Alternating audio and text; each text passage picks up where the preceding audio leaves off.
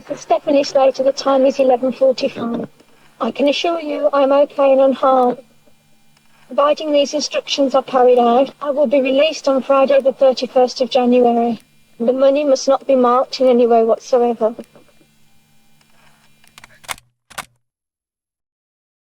January 22nd, 1992, Birmingham, England.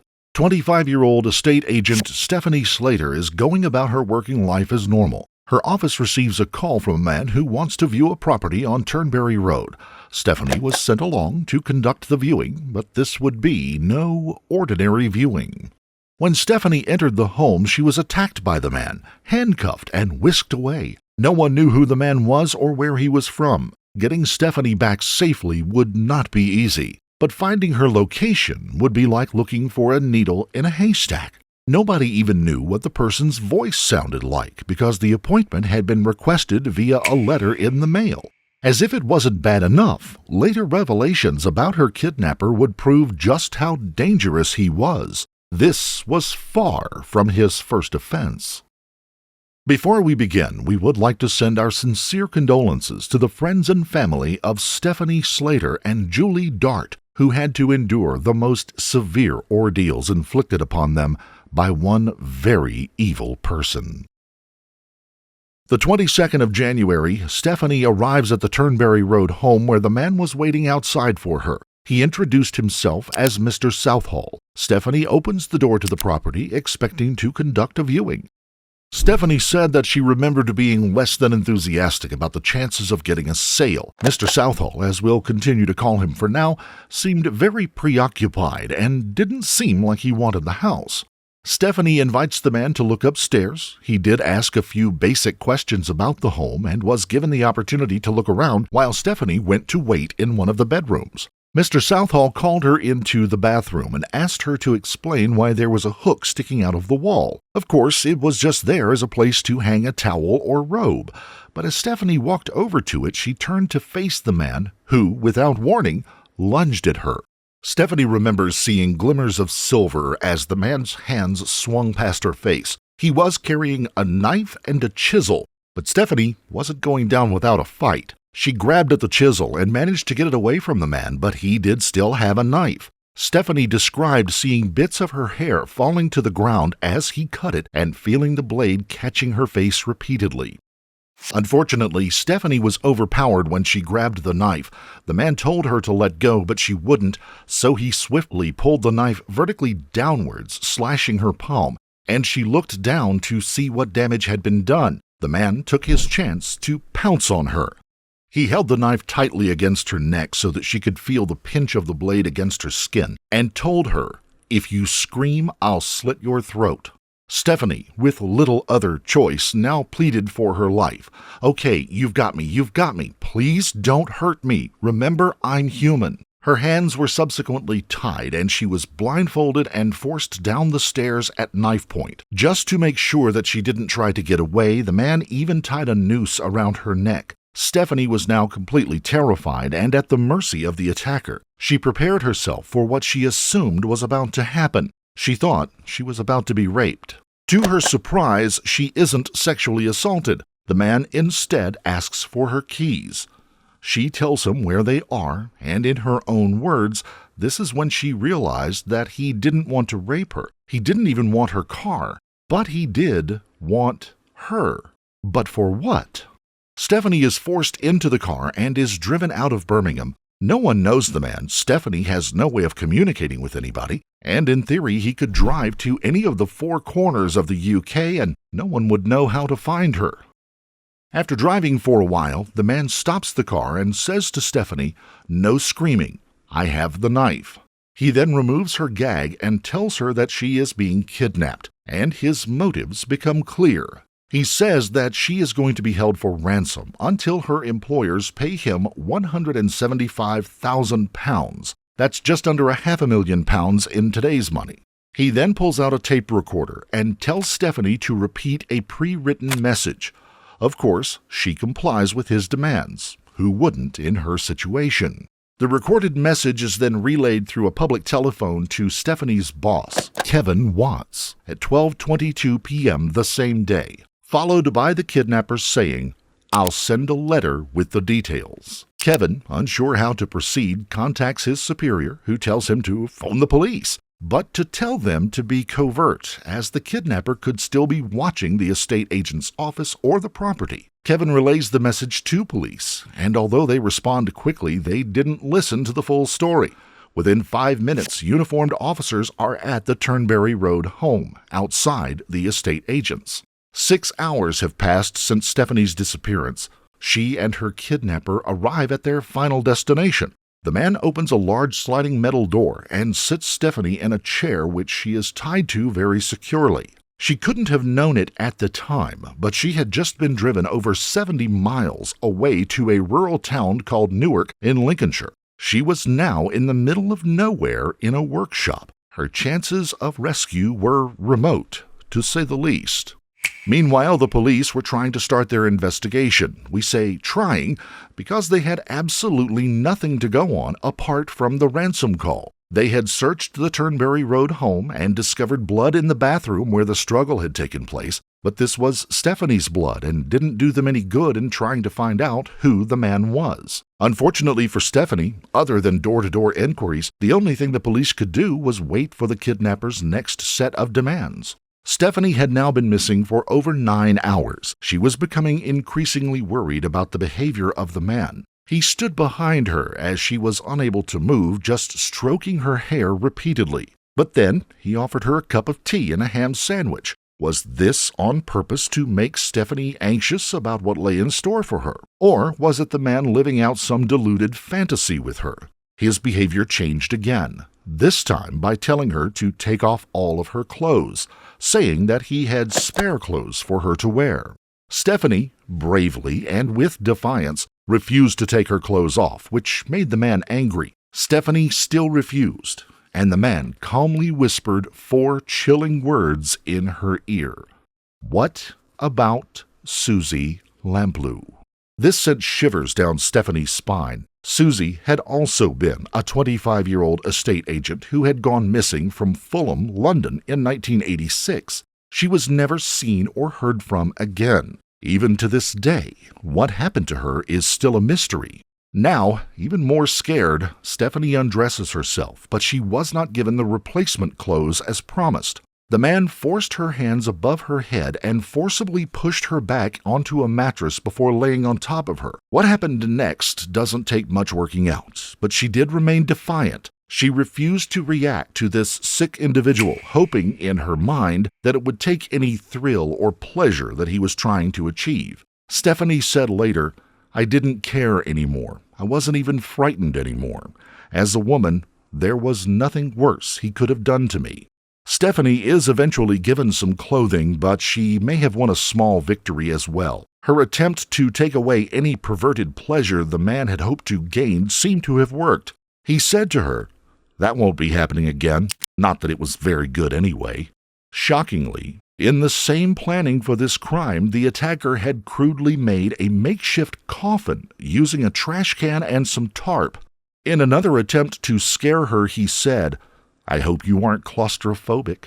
Stephanie, as previously mentioned, was beyond being scared now. She just shrugged her shoulders and said, "No."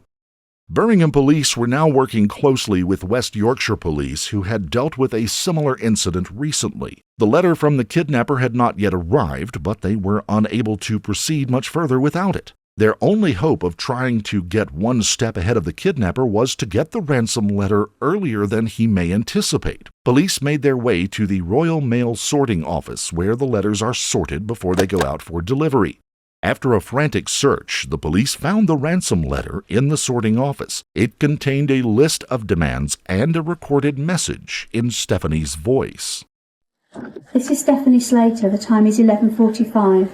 I can assure you I am okay and unharmed. Providing these instructions are carried out, I will be released on Friday the 31st of January.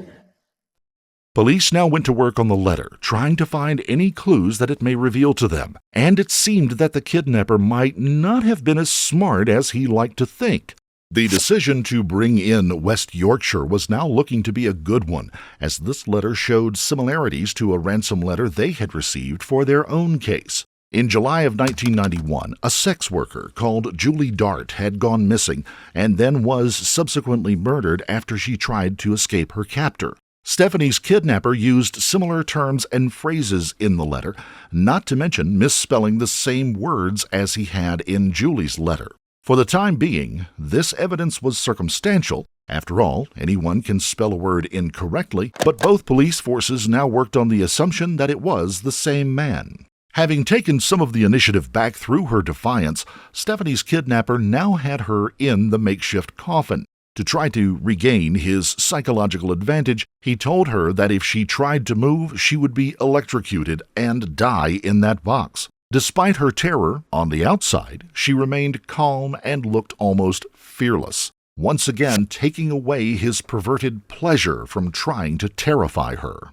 The ransom letter left the police with difficult decisions to make. They decided to issue a D notice, known also as a gag order in the UK, preventing the media from reporting on the story. This was done for Stephanie's sake.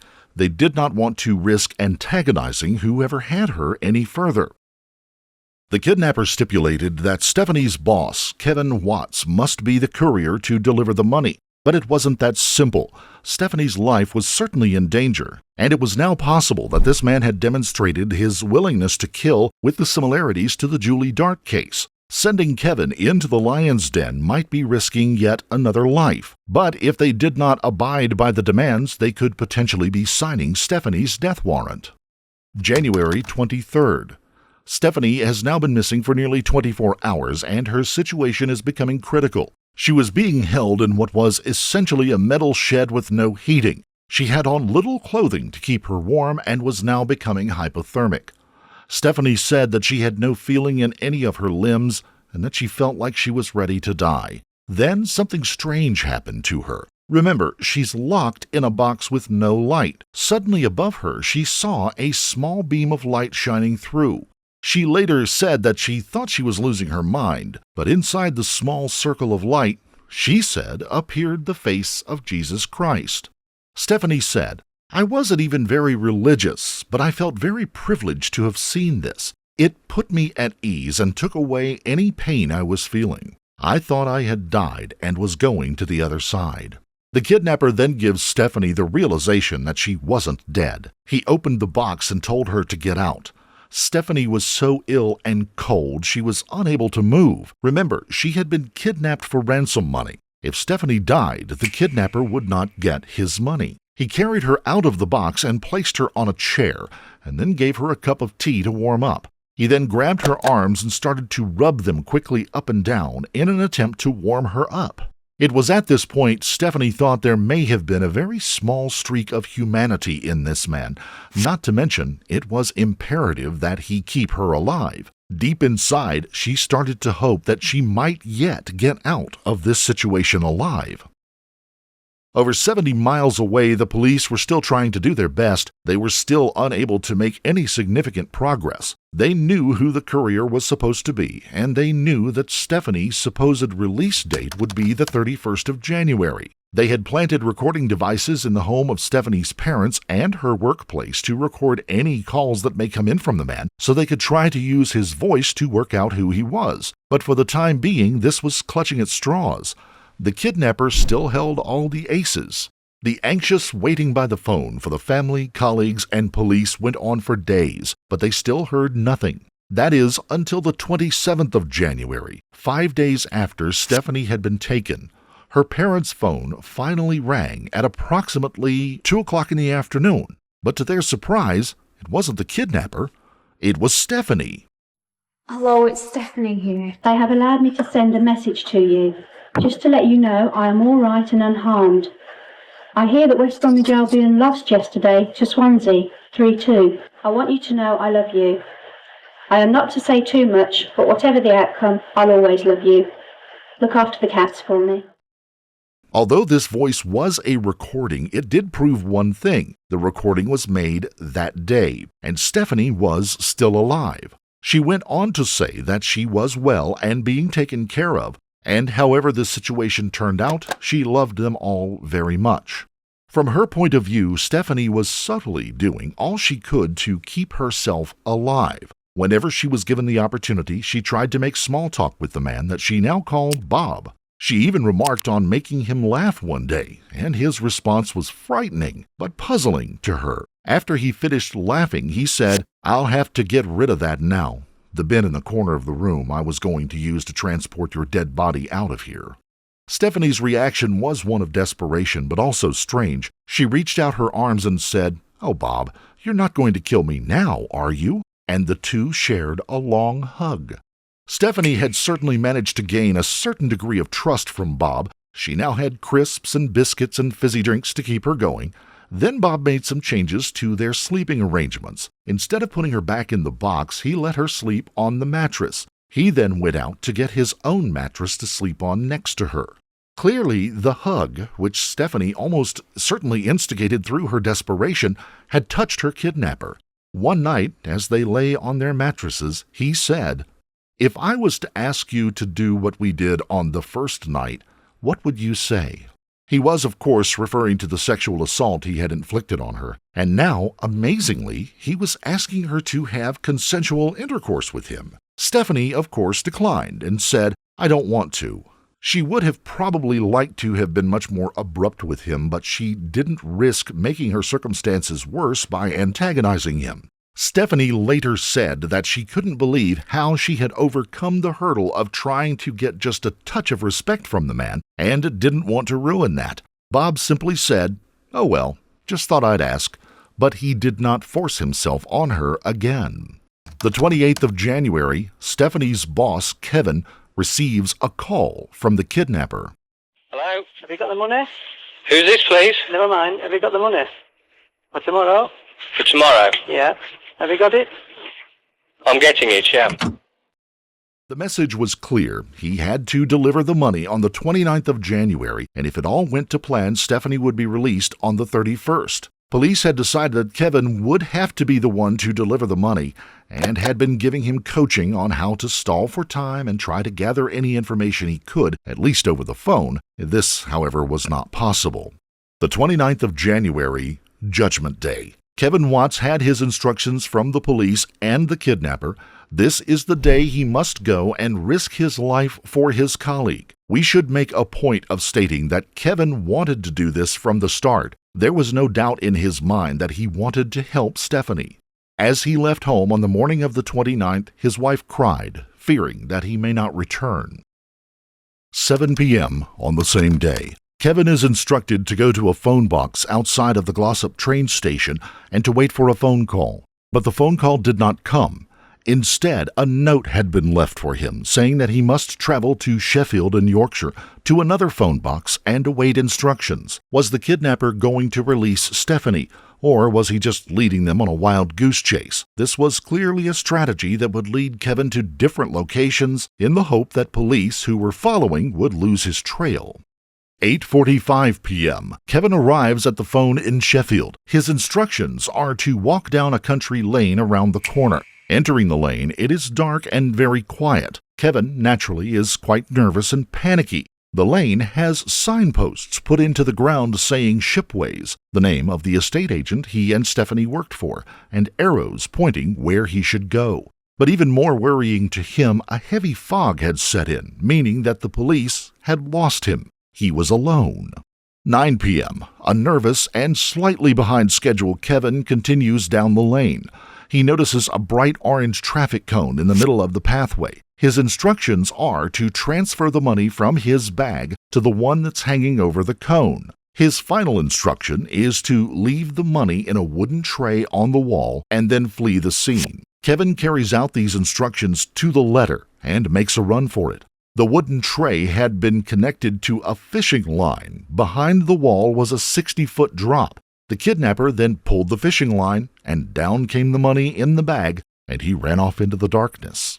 While all this was going on, poor Stephanie had been placed back into her coffin. She had been there since 8 o'clock in the morning. When nobody came back, she assumed that she had been left to die. The kidnapper must have run off with the money. But thankfully, at 10:30 that night, the metal doors opened. It was Bob, and he had his bag containing £175,000. The exchange had gone as well as anyone could have hoped, but there was a problem. friends, family, colleagues, and police were now relying on the honesty and integrity of a kidnapping rapist and possible murderer to keep his end of the bargain. Much to Stephanie's surprise, she was given her clothes back that she had been wearing on that fateful day for what she believed was going to be a normal day at work. She was allowed to eat and drink before finally being taken out of the workshop and back into the man's car.